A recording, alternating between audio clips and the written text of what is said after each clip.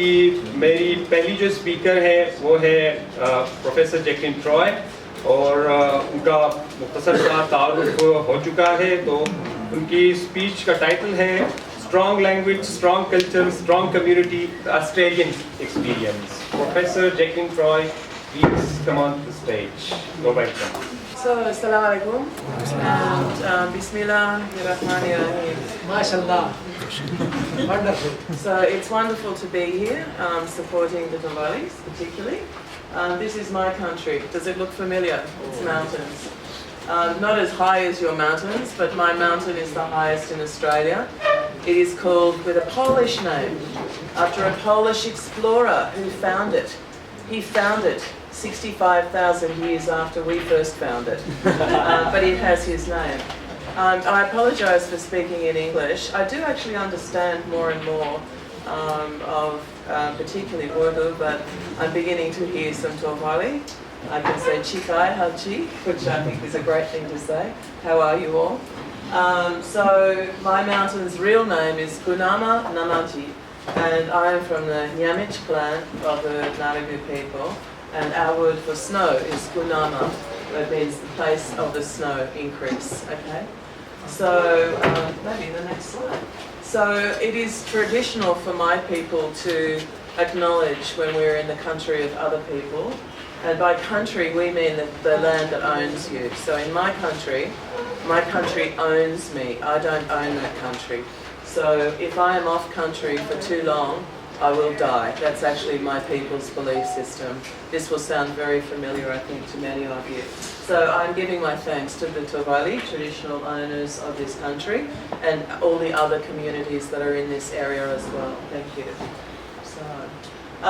So I am interested in understanding my country through, the way in which language and culture interacts. I think Zubair said very eloquently early on that this meeting today is about bringing ideas about history, place, identity, health, well-being, everything that makes us people in our own country and healthy in our own country. So I think my main message to you here today is that in Australia we have found that the communities that still have their languages or are getting their languages strong again are healthier.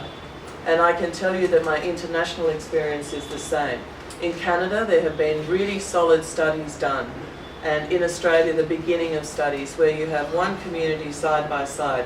One community has its language, the other one has lost its language or is going right down. This community has lower rates of heart disease, lower rates of diabetes, all the kinds of things, sugar, we say sugar, the kinds of things that we suffer from in Australia, that Indigenous communities suffer from all over the world. Interestingly, keeping your language strong will actually tip it, so that your heart disease, your diabetes, and all these other chronic diseases actually go down if you keep your language strong. It's proved. The other thing that we have a terrible problem with in Australia is youth suicide, particularly young people who know their language and can use their language or are involved in getting their language back, which is the kind of work I particularly do, are less likely to kill themselves. So that these are really critical reasons for keeping your language strong. Okay, so the next slide. So this is again my country. Lived in this country all year round. It's now a national park. We are not allowed to live in it. We are known as the moth hunters because this little moth, it's a moth, it's a big moth, it's about as big as my hand. Every year we would have a ceremony and festival and we would eat these moths. They taste like peanut butter, they're absolutely delicious. I still eat them, they're wonderful. And for a while they became very small, climate change. But suddenly they're big again, so maybe we are getting strong again as a people. Okay, thanks, you're really good at this. So specifically, this is my country, this is my territory. So we're Naragu, and we're surrounded by these other groups of people that we're all related to. My home is now in Canberra. I also live in Sydney. I commute 10,000 kilometres every month between Sydney and Canberra because my mother, my family are in Canberra. And the people there are Ngunnawal, so they're our neighbours. We have some hostility between our peoples, kind of friendly hostility, but in Australia, okay, next map. Right, so in Australia, this is an older map now, but the estimates are that we have over 400 languages. The reason we have over 400 languages is while we like each other, we don't like each other that much. So we all have our own separate languages. And you will see that where I come from, it's very dense with languages. When you get into this is very much desert area, desert arid country. The groups are bigger and they're more friendly with each other. So these people are all big groups of people. They're nomadic, much more nomadic than we are. We tend to be much more sedentary. Of the languages of Australia, of these 400 plus languages, only 13 of 400 are still strong languages being transmitted between the oldest generations to the youngest generations. Don't let that happen to you. It's a disaster. We are a disaster in language diversity, but we are working very hard to get our languages strong again. And I have worked with people in the Sydney area to reconstruct their language from historical documents. So this is the current ecology for those of you who like reading text.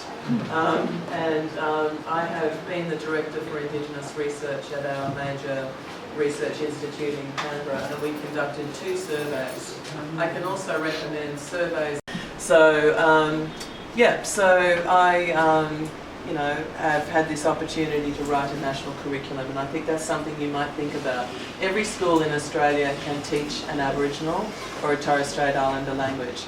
Of course, the government waited until all the languages have almost disappeared, but this will help us get them going again. Thank you. He's fantastic. So this, I was saying, I helped the Sydney people. Luke has been putting together, for example, the work that IUT is doing. This is absolutely critical. Collect everything you can about your languages. I only had a small set of books to work with. Much for that, Severe. Okay, keep going. And this is now Aboriginal people in Sydney, our beautiful Sydney Harbour, teaching people about the country, about their country, about the plants. They take tours, like your Kalasha tours.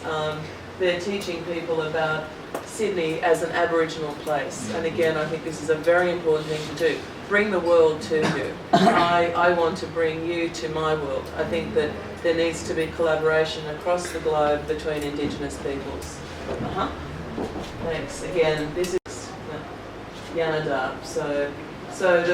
There was a song called Yanada, which means the moon, and it went viral. It became a very famous song, and in the Sydney language. So again, if you go on again, there's the words Yanada, Yanada, Mari Yanada, Gumada, Gumada, Nula Burawa, Gumada, Gumada, Wa Nura, Nurawa, Yanada, Yanada, Yanada, Walama, Yanama, Wa Nura, Warua, Nurawa. The moon. 200 years and it's now being spoken again. So this is the moon, the full moon, and the sweet water. Get into it, brace yourself, singing about our country, our country. So these people are now composing in their language again, singing. And the British stopped them. They were forced not to use their language, but now they're coming back to it, like you are in this region, using your language. And I think there was a musician, there's several people into music and folklore, and it's wonderful. With some places, like you would all know the big rock in the middle of Australia, or the Ayers Rock it used to be called. Everyone now calls it by its Aboriginal name, Uluru, which is a Piranjara name. So that's something else we're doing, is to give the voice back to country. Next. Now, this is my little home in the mountains as it was when my mother built it in 1958. So, as I said, my country is national park. We're not allowed to live in it. But it's become a ski resort. Who was talking about ski resorts? Someone, was it? No, from Kalan. Do you want to get the skiing going? So our country is ski country, and so we have this one place. So that is my mountain home. Okay.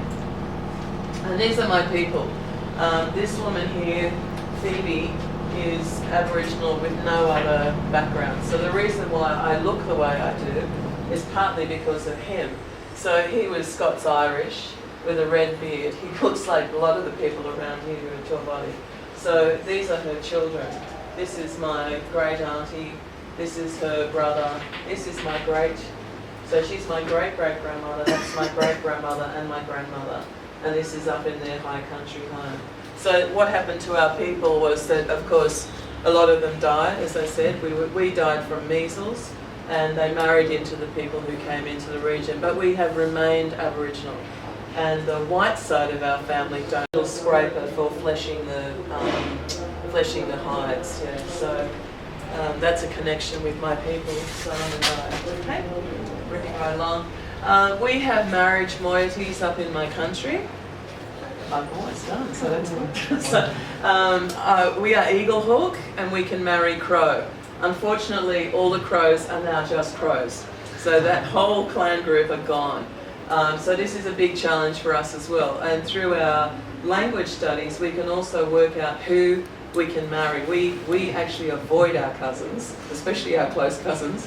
They're called poison cousins. So, it's very important. Language for us also brings us back to my daughter, as a young Aboriginal woman with her headphones on in her beanie. And this is me looking extremely cold. And so again, you would recognise this country.